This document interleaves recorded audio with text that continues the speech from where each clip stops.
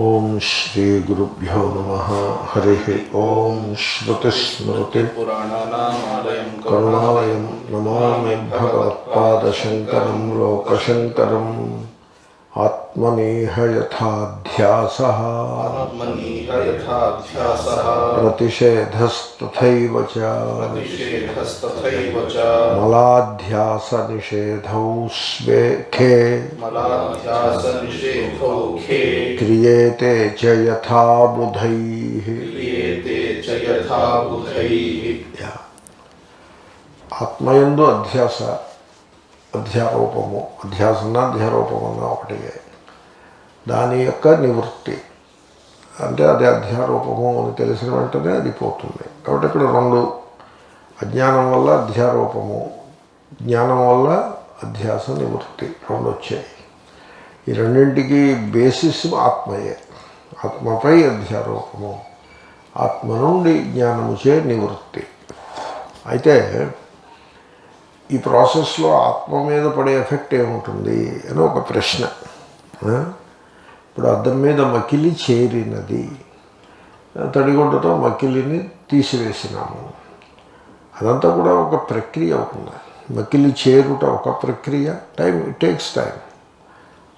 మకిలిని తీసివేయుట మరి ఒక ప్రక్రియ, ప్రకృష్ట క్రియ. కొంచెం శ్రద్ధ పెట్టి చేసే పనికి ప్రక్రియ అని పేరు. కాబట్టి అది ఇంకొక పని, అది కూడా టైం బౌండ్ ఉంటుంది. సో అక్కడ కర్మ వచ్చేస్తుంది. సో మరి ఆత్మ విషయంలో ఈ అధ్యాస నివృత్తి ఇది కూడా ఒక ప్రక్రియలాగా కనపడుతోంది.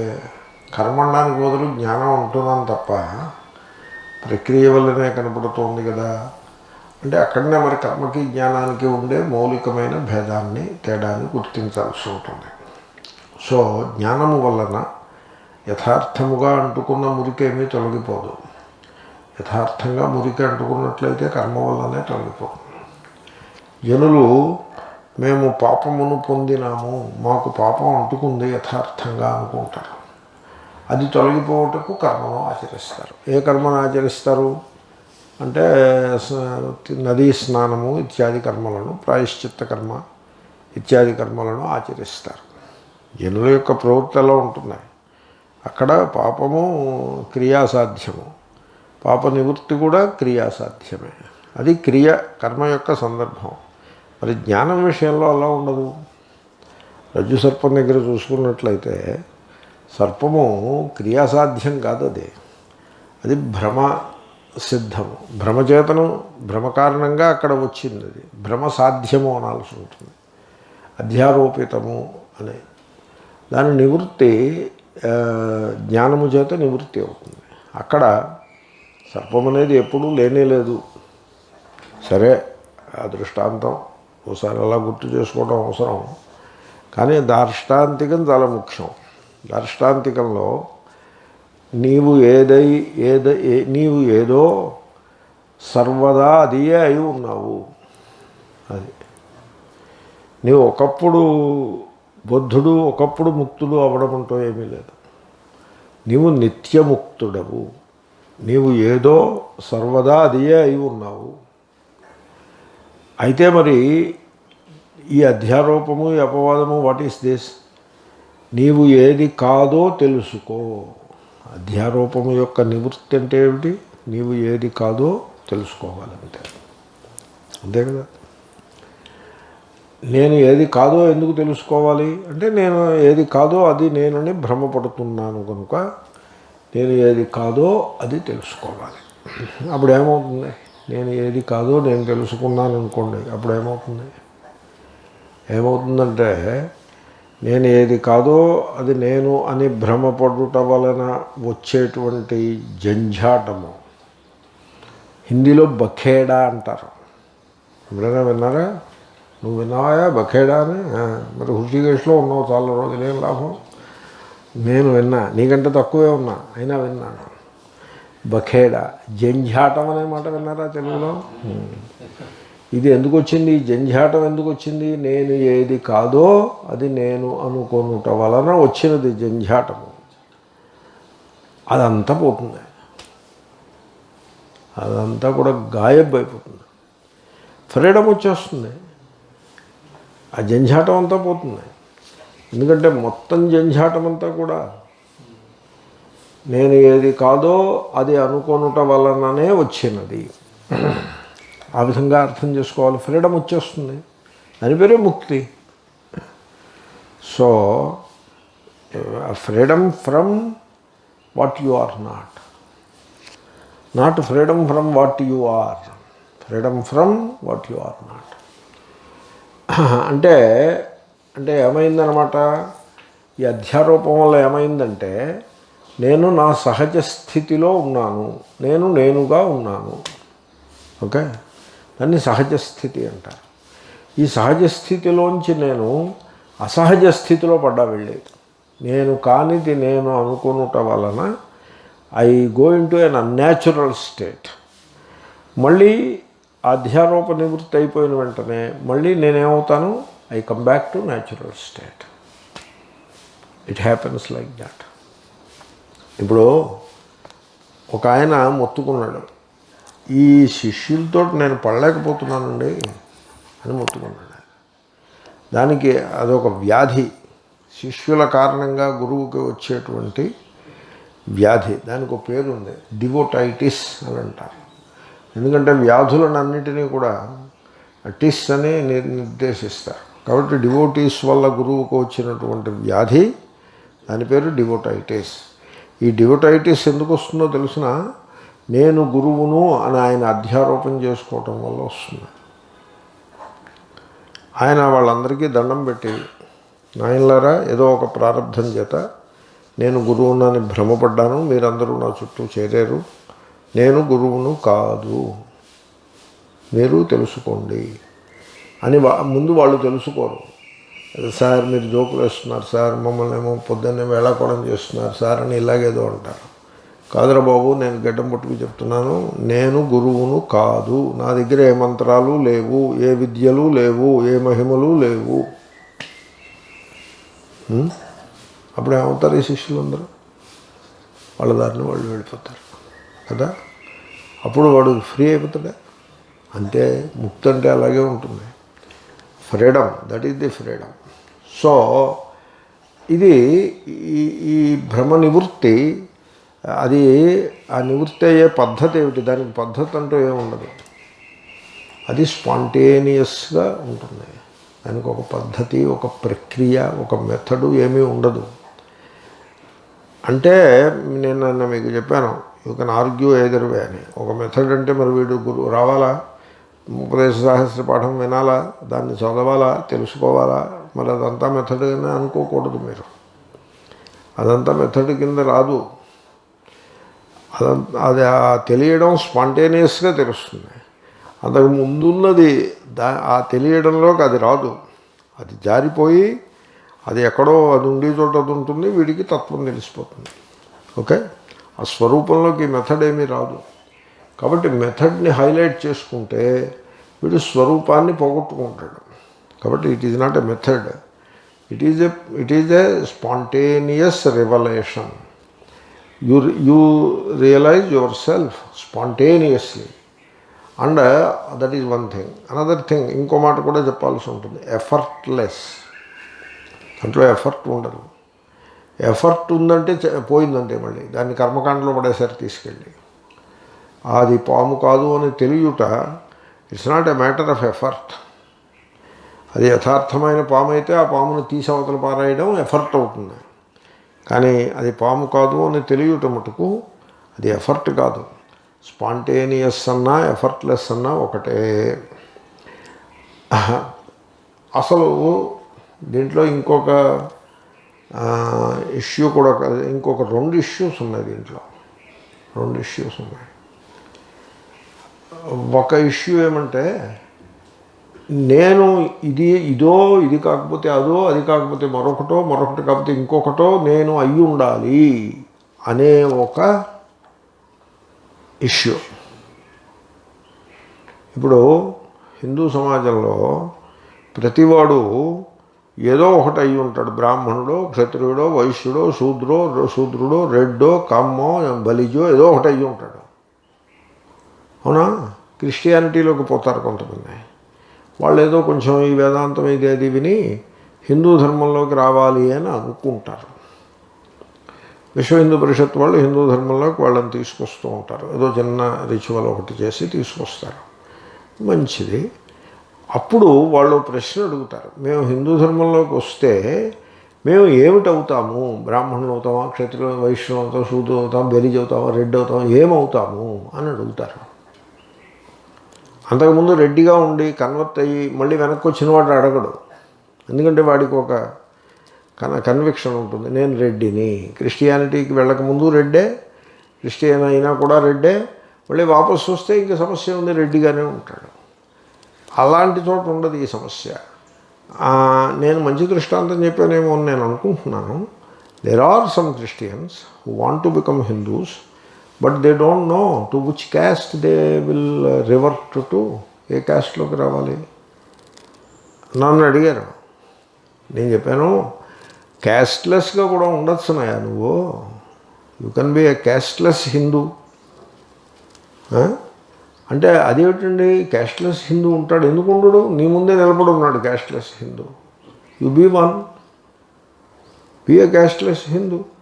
ఆ ప్రక్రియ ఏదో పూర్తి చేసుకుని, ఆ శుద్ధి కార్యక్రమం ఏదో చూసుకుని హిందూ ధర్మంలోకి రా. ఏదో ఒక పేరు పెట్టుకో, be casteless. Is it possible to be casteless? Yeah, it is possible. అర్థమైందా మీకు? అలాగే సేమ్ వే నేను ఏదో ఒకటి అయి ఉండాలి. వీడి ధోరణది. నేను ఏదై ఉండాలి? జీవుణ్ణి అయి ఉండాలి. పుణ్యాత్మున్నో, పాపినో, కర్తనో, భోక్తనో, గురువునో, శిష్యున్నో ఏదో ఒకటి అయి ఉండాలి. నేనేమిటి? ఈ భ్రమ కారణంగా అధ్యారూపాలు వస్తాయి. ఈ భ్రమ, నేను గృహస్థున్నో, సన్యాసినో, బ్రహ్మచారినో ఏదో ఒకటి అయి ఉండాలి.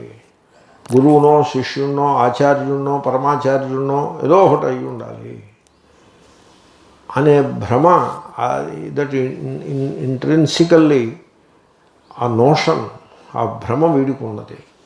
దాని కారణంగా వీడు చుట్టూ చూసుకుంటాడు, తనకేసి చూసుకుంటాడు, చూసుకుని ఏదో ఒకటి నెత్తి మీద వేసుకుంటాడు. అర్థమైందా?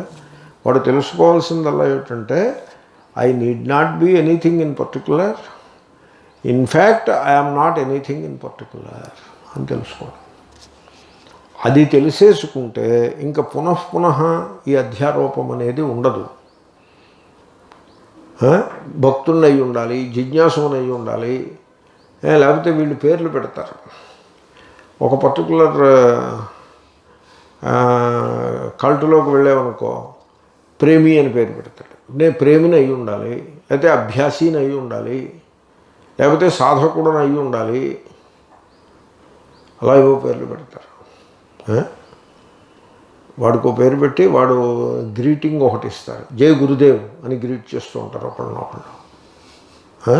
తనకి తాను ఓ పేరు ఉంటుంది. సో మై అభ్యాసి హో, మై సాధక్ హో, మై సేవక్ హో, అలాగే ఏదో ఒకటి అవ్వాలి. అలాగంటే నేను శిష్యుడను అని వీళ్ళు, ఆయన నేను గురువును అని ఆయన అంటే పెద్ద ఆయన ఒక ఆయన ఉంటాడు, గురుస్థానాన్ని ఆక్రమించుకుని. ఈ రకమైన ఒక భ్రమ ఏదో ఒకటి అయ్యి ఉండాలిగా. ఇప్పుడు సన్యాసం తీసుకున్నారు, తీసుకుని మీరు ఏమయ్యారు? ఏమవ్వాలి? ఏదో ఒకటి అవ్వాలి కదండి. ఏదో ఏమీ అవ్వకపోతే ఎక్కడ కుదురుతుంది అని అడిగి అలాగే ఉంటుంది, వీడు అలాగే ఉంటాడు. కాబట్టి నేను అతివర్ణుడను, అత్యాశ్రముడను. నాకు వర్ణం లేదు, ఆశ్రమం లేదు, ఏమీ లేదు.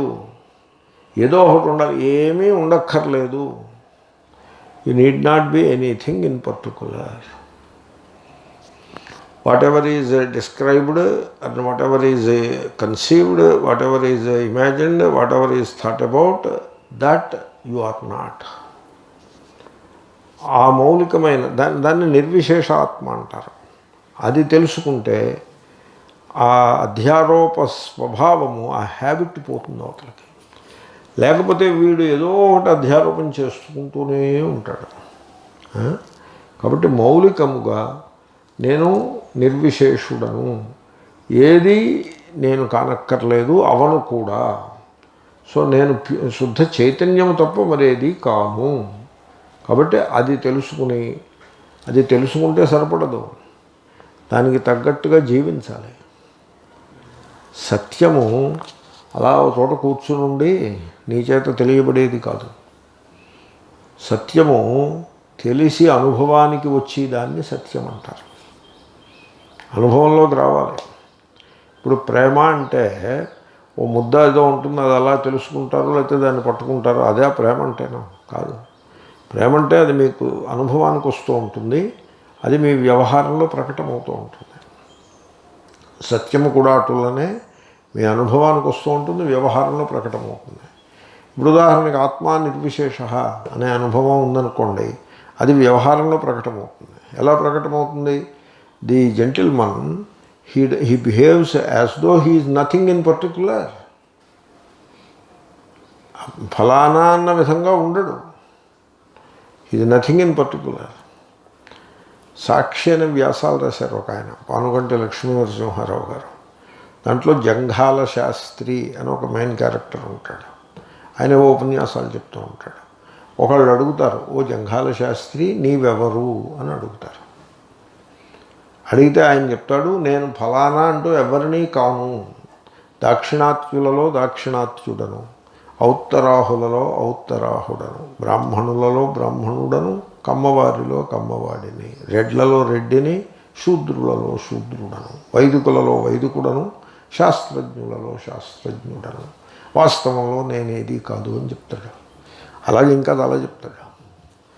అప్పుడు ఎవరో పండితుడు అన్నారు, ఈయన వేదాంతంలో బ్రహ్మని వర్ణించిన తీరుతెన్నులను బాగా తెలుసుకుని దానిని జంఘాల శాస్త్రికి పెట్టాడు అని అన్నారు. నేను జంఘాల శాస్త్రిని కూడా కాను. జంఘాల శాస్త్రి కేవలము ఈ దేహం అనే ఉపాధికి జనులు పెట్టుకున్న పేరు మాత్రమే అని అంటాడు. సో అలాగా. కాబట్టి నేను ఫలానా ఏదో ఒకటి అయి ఉండాలనే భ్రమ ఎప్పుడు తొలగిపోతుందో అప్పుడు ఈ అధ్యారోపాలు ఉండవు. లేకపోతే అధ్యారోపాలు అలా పోతూనే ఉంటాయి.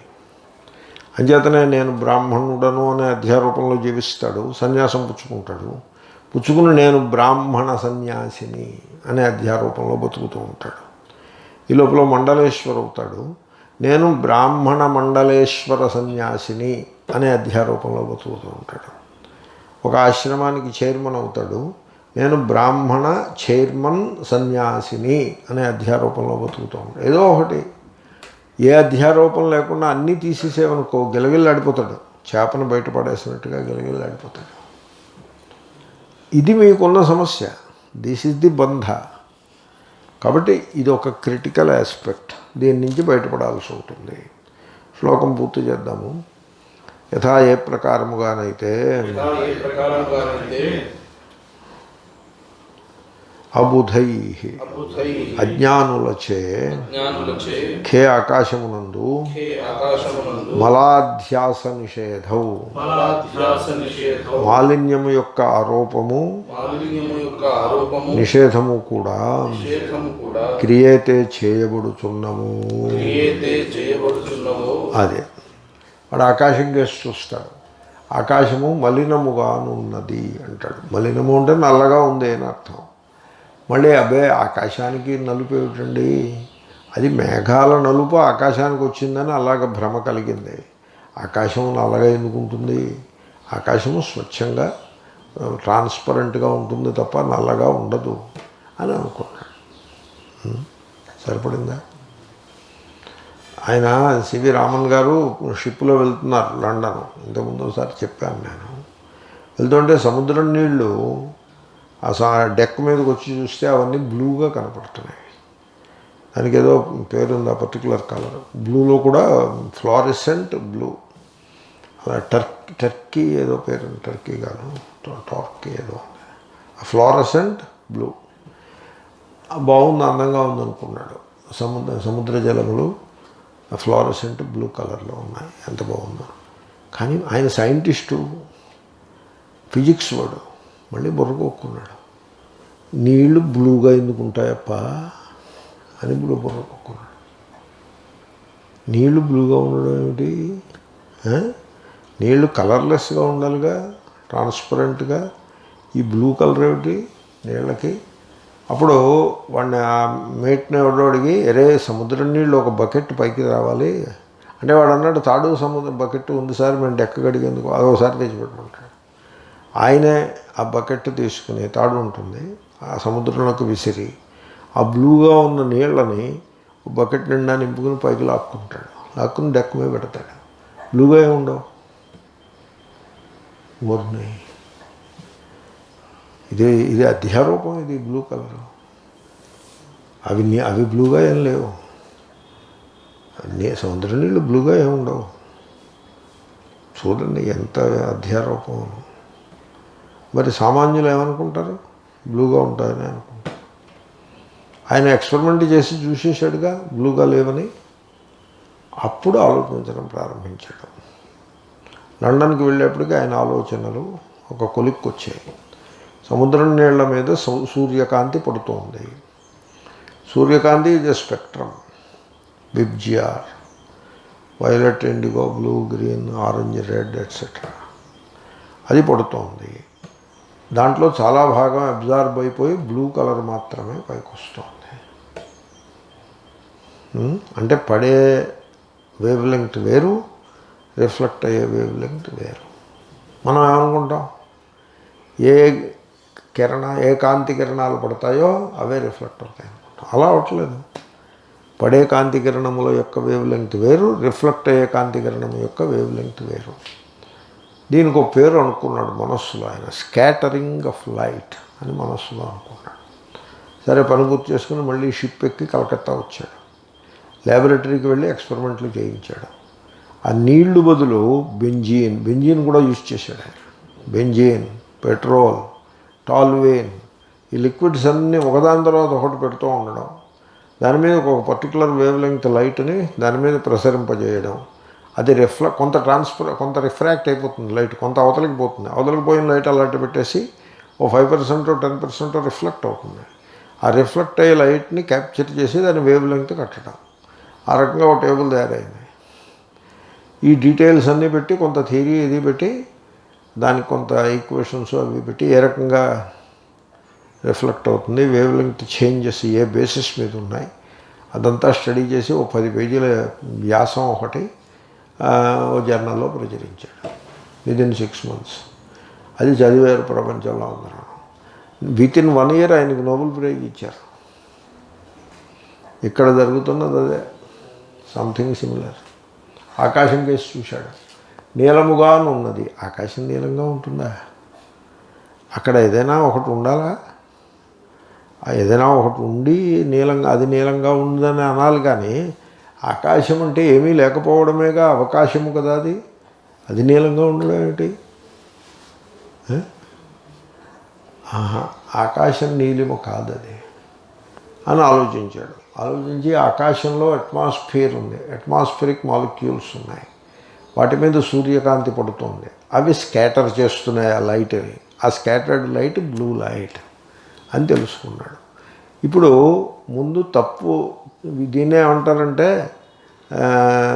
ఏదో తూ నా బొడ్డు అనుకున్నాడని ఏదో అంటారు. అంటే ఓ మాట అంటాడు, తప్పు మాట, అయ్యో తప్పు మాట అన్నానే అని నాలుగు ఖర్చుకుంటాడు. వాడు తప్పు అంటాడు, వాడే దిద్దుకుంటాడు. అలాగే ఆకాశం విషయంలో కూడా వాడే తప్పు అనుకుంటాడు, వాడే దిద్దుకుంటాడు. ఆకాశానికి ఏమైనా అవుతుందా? వీడు నీలము అన్నప్పుడు అది నీలము కాదు. వీడు దిద్దుకున్న తర్వాత అది కొత్తగా దానికి ఒక శోభ ఏమీ రాలేదు. దానికి నీలవర్ణము నుండి విముక్తి స్వతహాగానే ఉన్నది. వీడు నీలవర్ణము నుండి వీడి విముక్తిని వీడేమి ఇప్పించలేదు. కొంతమంది గురువులు అంటారు, మేము మోక్షాన్ని ఇప్పిస్తాము అంటారు. ముఖ్యంగా కొన్ని సంప్రదాయాల్లో గురువుగారు చెప్తే కానీ మోక్షాన్ని దేవుడు ఇవ్వడం. విష్ణువు ఇస్తాడు మోక్షాన్ని. ఎవళ్ళకి రాష్ట్రపతి గారు పద్మ అవార్డ్స్ని ఇచ్చినట్టుగా శ్రీ మహావిష్ణువు మోక్షాన్ని ఇస్తారు. ఎవళ్ళకి ఇస్తాడు? ఆయనకి నచ్చిన వాళ్ళకి ఆయన అలాగూ ఇస్తాడు. లక్ష్మీదేవి రికమెండ్ చేసిన వాళ్ళకి కూడా ఇస్తాడు. వాయుదేవుడు ముఖ్యం అక్కడ. వాయుదేవుడు విష్ణువుకి, ఆ సంప్రదాయం అలా ఉంటుంది. వాయుదేవుడు విష్ణువుకి అత్యంత ఆప్తుడు, ఆయనే ఆచార్యుడిగా పుట్టాడు కూడా. కాబట్టి ఆ వాయుదేవుడు రికమెండ్ చేసిన వాడికి విష్ణువు మోక్షాన్ని ఇస్తాడు. తర్వాత గురువు గారు రికమెండ్ చేస్తే డైరెక్ట్గా గురువు గారికి రికమెండ్ చేసే హక్కు ఉండదు. గురువు గారు వాయుదేవుడికి రికమెండ్ చేస్తే ఆ వాయుదేవుడు రికమెండ్ చేస్తే ఇస్తారు. కాబట్టి డైరెక్ట్గా వాళ్ళిద్దరే, వాయుదేవుడు లక్ష్మీదేవి డైరెక్ట్ రికమెండేషను, గురువుగారు ఇండైరెక్ట్ రికమెండేషను, వాటి మీద కూడా విష్ణువు మోక్షాన్ని ఇస్తాడు అని చెప్తారు. అలా చెప్తారండి బాబు, అలా చెప్తారు. చూడు, నువ్వు విష్ణు సహస్రనామం 1000 సార్లు పారాయణ చేసేస్తే వైకుంఠానికి వెళ్ళిపోతాననుకుంటున్నావేమో, సరిపడద్దు. అది మంచిది, అలా చేయి నువ్వు. దానికి తోడుగా గురువుగారి మంగళాశాసనం కూడా నీకు అవసరం పడుతుంది. కాబట్టి 1000 సార్లు పారాయణ చేసేసి గురువుగారి దగ్గరికి వెళ్ళి సాష్టాంగం చేసి వారి మంగళాశాసనములను కూడా స్వీకరిస్తేనే నీకు వైకుంఠం వస్తుంది అని చెప్తారు. ఎలా ఉంది మోక్షం? ఇక్కడ మోక్షం ఎలా ఉంది? ఇక్కడ మోక్షంలో మోక్షం అనేదే కల్పితము, బంధము కల్పితమే, మోక్షము కల్పితమే. దృష్టాంతం ఏమిటి? ఆకాశమునకు ఏ విధముగా అయితే అజ్ఞానుల చేత కల్పించబడిన నీలిమ కానీ ఆ నీలిమ నుండి విముక్తి అనేది కానీ యథార్థముగా లేవో అది దృష్టాంతం. యథా ఉంది కాబట్టి తథా పెట్టండి.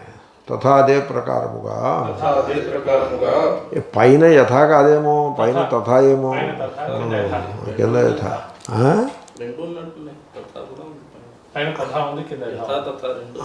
పైన నా పుస్తకంలో పైన యథాయే కింద యథాయే ఉంది. ఆత్మనీహ యథాధ్యాస అనుంది, ఉంది. అంతే అంతే అంతే అంతే, ఆ యథాలో ఉండండి. కాబట్టి ఆ యథ మీకు ఆకాశం దగ్గర ఉన్న యథ ఎలా చెప్పామో ఆ యథాన్ని బట్టి ఓ తథా వస్తుంది. మరి పైన ఓ యథా తథా ఉన్నాయి, వాటిని అలాంటి పెట్టండి, వాటిని డిస్టర్బ్ చేయకండి. కింద యథా వచ్చింది కదా, ఆ యథాన్ని బట్టి ఇంకో తథా అదనంగా పట్టుకొస్తున్నాను నేను. తథా అదే ప్రకారముగా ఇహ ఈ లోకమునందు ఆత్మని ఆత్మస్వరూపమునందు అధ్యాస అధ్యారోపము యథా ఏ ప్రకారముగానో ప్రతిషేధశ్చ అధ్యారోప నివృత్తి కూడా తథైవ అదే ప్రకారముగా నుండును. అదే అంటే అభిప్రాయం ఏమిటి? ఆకాశం మీకు తెలుసు అయినా కూడా లెట్ మీ ఫినిష్. ఓకే, అభిప్రాయం ఏమిటి? ఒక యథాన్ని బట్టి ఇంకో తథా పట్టుకొచ్చి అక్కడున్న యథా తథాలు ఎలా ఉన్నాయో అలా వాడుకున్నాం. అభిప్రాయం ఏమిటంటే ఆకాశమునందు వాస్తవంలో నీలిమ లేదు, నీలిమ నుండి యథార్థంగా విముక్తి కూడా లేదు. వీడి దృష్టిలో నీలిమని ఆరోపించుకున్నాడు, వీడి దృష్టిలో నీలిమ లేదని తెలుసుకున్నాడు, అంతే. అదే రకంగా ఆత్మ విషయంలో కూడా ఆత్మయందు బంధము లేదు, ఆత్మయందు విముక్తి కూడా లేదు, అధ్యారోపము లేదు, అధ్యారోప నివృత్తి కూడా లేదు. ఆత్మయందు అధ్యారోపణ లేదు కానీ ఉందని వీడు అనుకున్నాడు. ఆత్మయందు ఆ ధర్మము లేదనండి, ఆ ధర్మము లేదు. బ్రాహ్మణత్వాది ధర్మము లేక వర్ణము ఆత్మయందు లేదు. లేకుంటే వీడు అధ్యారోపణ చేసుకున్నాడు. నీలిమను ఆకాశంలో అధ్యారోపణ చేసినట్లుగా, నీలిమ ఆకాశానికి లేదని తెలుసుకున్నట్లుగా బ్రాహ్మణత్వాదికము ఆత్మయందు లేదు అని తెలుసుకున్నాడు, అంతే. ఆత్మ ఎలా ఉందో అలాగే ఉంటుంది, దాని యందు ఏముండదు. దీన్ని ఓ మహాత్ముడు ఇంకో భాషలో చెప్పాడు, it is the mind which gets deluded and it is the mind which gets enlightened. అంతే, సరిపడిందా? ఇప్పుడు ఆకాశం విషయంలో డెల్యూషన్ ఎవరికి, ఎన్లైటన్మెంట్ ఎవరికి? ఆకాశానికా మైండ్కా? మైండ్కి. ఆత్మ విషయంలో డెల్యూషను ఎన్లైటన్మెంట్ ఎవరికి? మైండ్కి. ఆత్మకే ఉండదు, ఆత్మకే ఉండదు. అర్థమైందా? అది మీకు 2 క్రిటికల్ ఆస్పెక్ట్స్ ఉన్నాయని చెప్పాను, ఒకటి చెప్పేశాను, ఇంకోటి ఉంది చెప్పి చెప్తాను. యథా అబుధైః ఖే మలాధ్యాస నిషేధౌ క్రియతే తథా ఇహ ఆత్మని యథా ధ్యాసః ప్రతిషేధః తథైవ చ ఆత్మనీహ యథా ధ్యాసః ప్రతిషేధస్తథైవ చ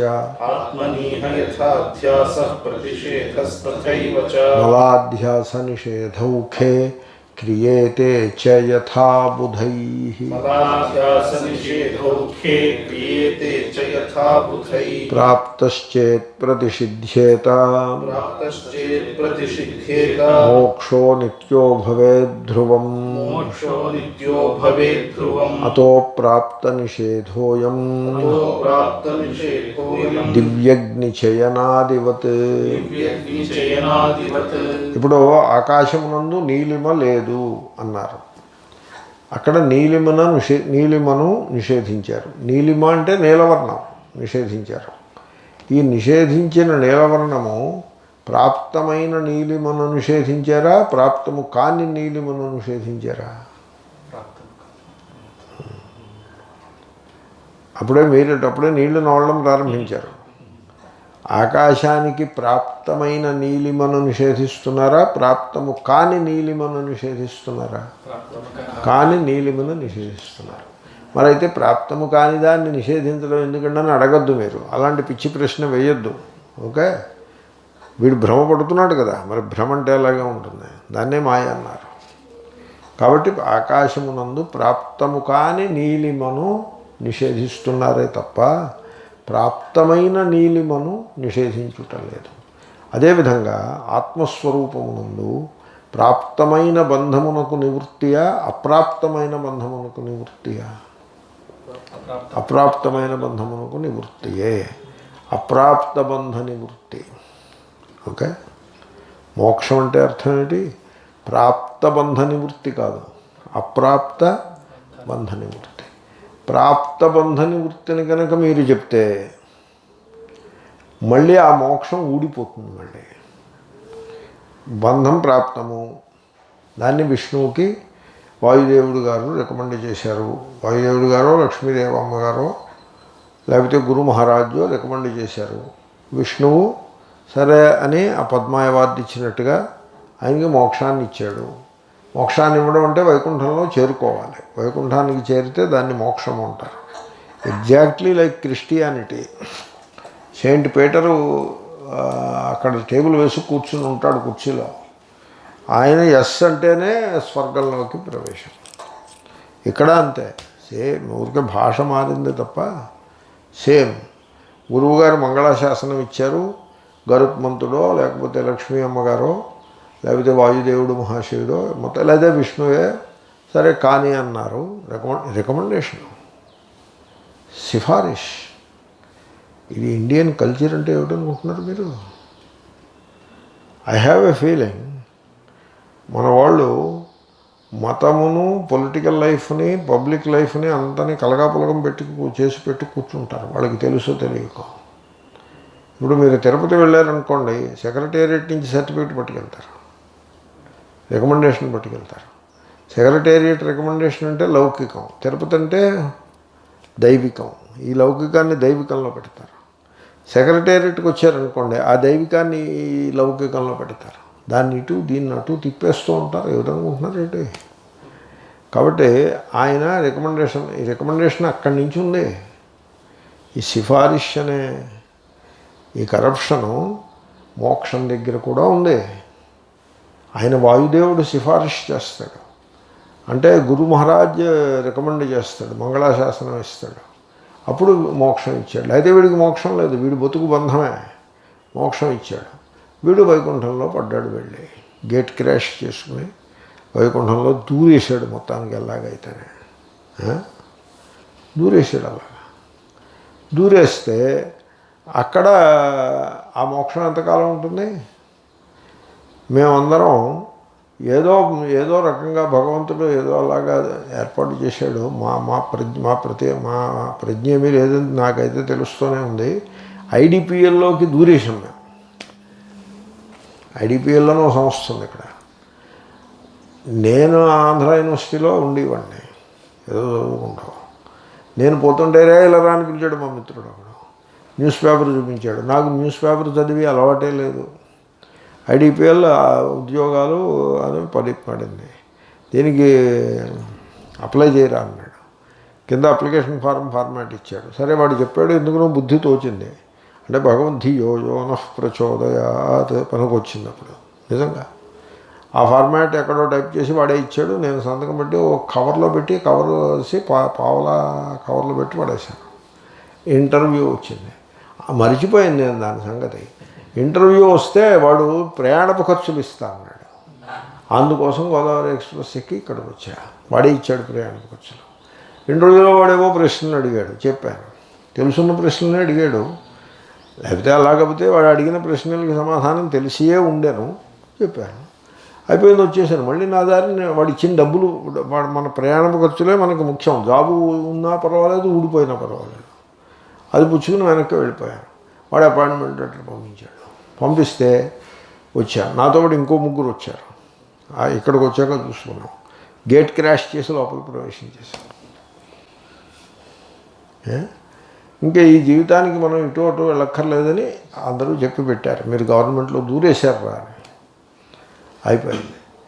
వాడు ఏం చేశాడు, ఓ 20 ఏళ్ళు కాకుండానే డక్కామార్ రిటైర్మెంట్ పెట్టాడు. అంటే బయటికి పోండి అని మొదలుపెట్టాడు. బయటికి తోసేసాడు. అందరూ వచ్చేసారు. ఇవన్నీ అతను ఇంకా ఈ బిఎస్ఎన్ఎల్ వాళ్ళు వచ్చేసినట్టుగా ఇప్పుడు మేమందరం బయటకు, వాళ్ళు వాళ్ళని తోసేశారు. మా అంతటా వచ్చేసిన వాళ్ళు మేము అయిపోయిందిగా మోక్షం. ఈ విష్ణుదేవుడు ఇచ్చే మోక్షం, ఈ రికమెండేషన్ మోక్షాలు ఇలా ఉంటాయి. ఆయన అదే అంటున్నారు. అది బంధము, ప్రాప్త బంధము యొక్క ప్రతిషేధ రూపమైన మోక్షం అయితే మళ్ళీ మోక్షం పోయి బంధం వస్తుంది. జయుడికి విజయుడికి ఏమైంది, వాళ్ళ బతుకు ఏమైంది? 7 జన్మలు సఖ్యం కావాలా, 3 ఇవన్నీ కథలు. ఏదో కొంత ఆ కథలో డ్రామటైజేషన్, కొంత డ్రామాని దానికి యాడ్ చేయటం. సినిమాల్లో డ్రామా యాడ్ చేస్తారు చూడండి, అలాగా. అంటే వాడు 3 జన్మలు ద్వేషం, అలా ఉంటుందా ఎక్కడైనా? అలా అడగద్దు. కాబట్టి జయుడు విజయుడు పడిపోయారు లేదా, అక్కడి నుంచి పడిపోయారు. పడిపోతుంటే దేవతలు వాళ్ళు హాహాకారం చేశారట. అంటే అర్థం ఏంటి? మోక్షం హుళక్కైపోయారు.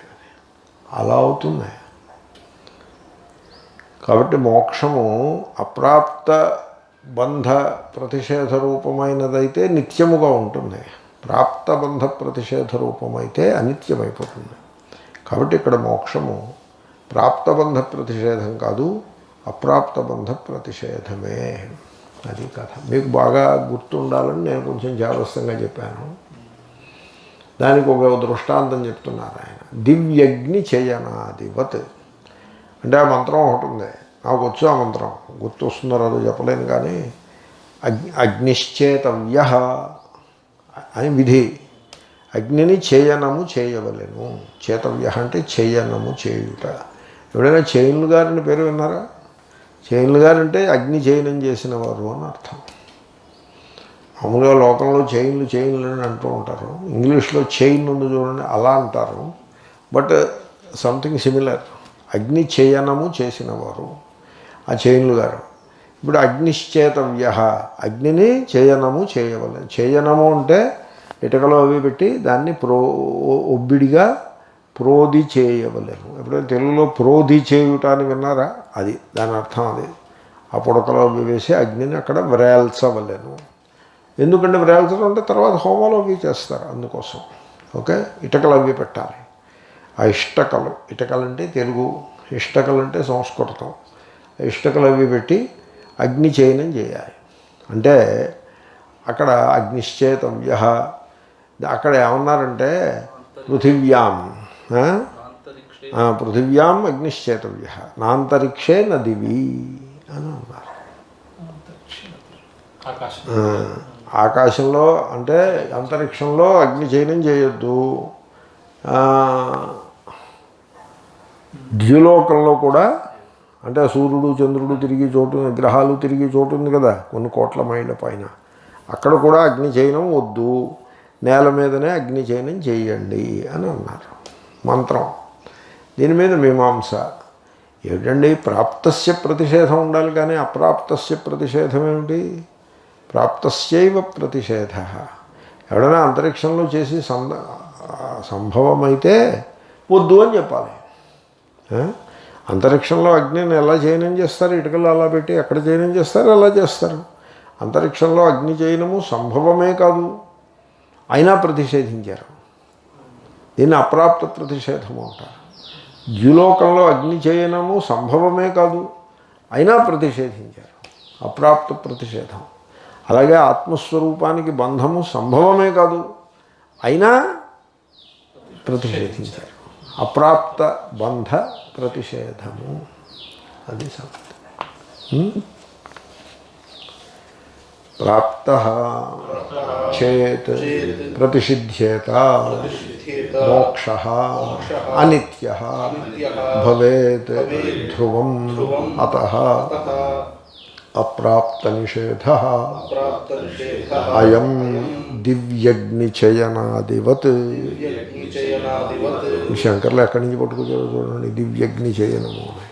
ఇంకో చోట భాష్యంలో మొత్తం వాక్యం అంతా ఇచ్చారు ఆయన. గీతాభాష్యంలో 13వ అధ్యాయంలో ఎక్కడో మొత్తం ఆ వాక్యం అంతా ఆయన ఇక్కడ కోట్ చేశారు.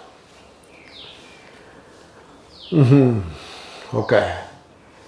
మోక్ష మోక్షము ప్రాప్తశ్చేత్ కొత్తగా వచ్చినది అయినట్లయితే ధ్రువం నిశ్చయముగా ప్రతిషిధ్యేత. అలా కాదు, ధ్రువం అనిత్య భవేత్. ఓకే. ప్రాప్త ప్రాప్తమైన బంధము ప్రతిషిధ్యేత. అది ఓకే. బంధం అని కాకుండా సంసారం అని అంటున్నారు ఆయన టీకాకారులు. ప్రాప్త ప్రాప్తమైన సంసారము ప్రతిషిధ్యేత చేత్ నిషేధింపబడినట్లయితే మోక్ష మోక్షము ధ్రువం నిశ్చయముగా అనిత్య నిత్యము భవేతగును. అంటే ఏంటండి, ఆత్మకి ప్రాప్తమైన సంసారాన్ని నిషేధిస్తున్నారా అప్రాప్తమైన సంసారాన్ని? నేను అలాగే చెప్పాను. ప్రాప్తమైన సంసార నిషేధము లేక ప్రతిషేధము, ప్రాప్తమైన సంసార ప్రతిషేధమా అప్రాప్తమైన సంసార ప్రతిషేధమా? అంటే ఆకాశమునకు నీలిమని మీరు ప్రతిషేధిస్తున్నారు. ప్రాప్తమైన నీలిమన అప్రాప్తమైన నీలిమన? దేన్ని? అప్రాప్తమైన నీలిమన. ఆత్మకి సంసారం లేదు. కర్తృత్వం అంటే సంసారమే. ఇక్కడ కర్తృత్వం టాపిక్కే. ఆత్మ యందు కర్తృత్వం లేదు, సంసారం లేదు. అంటే ప్రాప్తమైన సంసారము లేదని చెప్తున్నారా అప్రాప్తమైనది లేదు అని చెప్తున్నారా? ఎందుకంటే ప్రాప్తమైనది లేదు అని కూడా చెప్పచ్చు.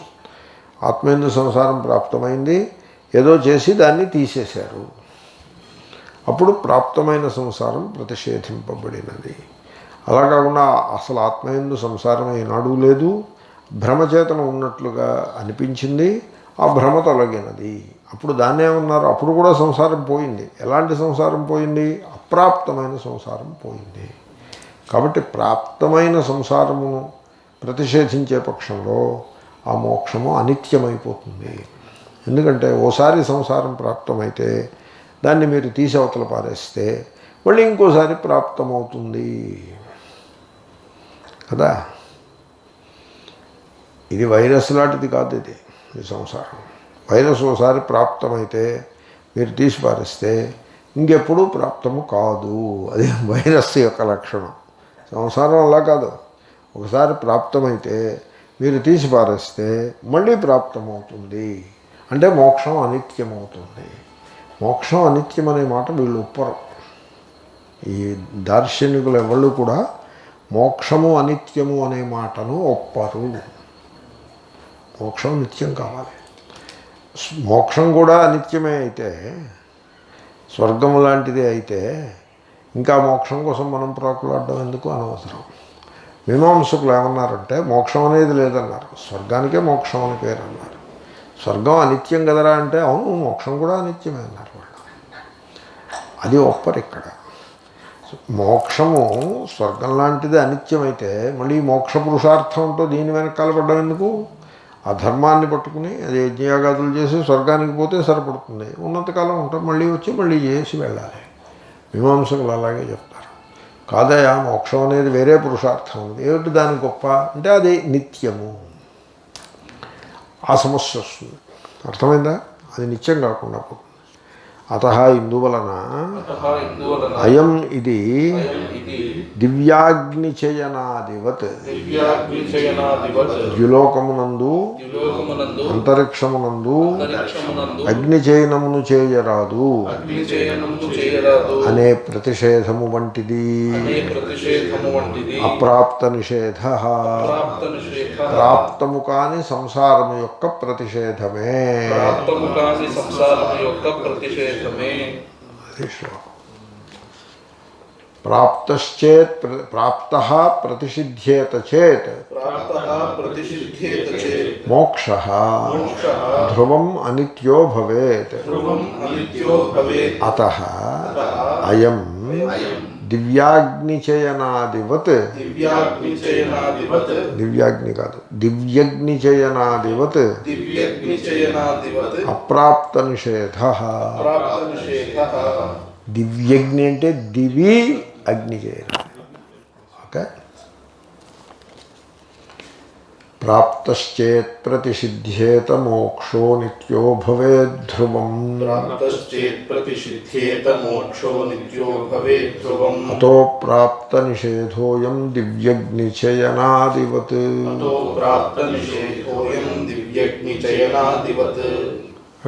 ఆ టాపిక్ అయింది. మళ్ళీ ఇంకొక యాంగిల్లో దాన్ని ఆయన డిస్కస్ చేస్తారు. సంభావ్యో గోచరే శబ్ద ఇత్యాది మళ్ళీ చూద్దాము. ఓం పూర్ణమదః పూర్ణమిదం పూర్ణాత్ పూర్ణముదచ్యతే పూర్ణస్య పూర్ణమాదాయ పూర్ణమేవావశిష్యతే. ఓం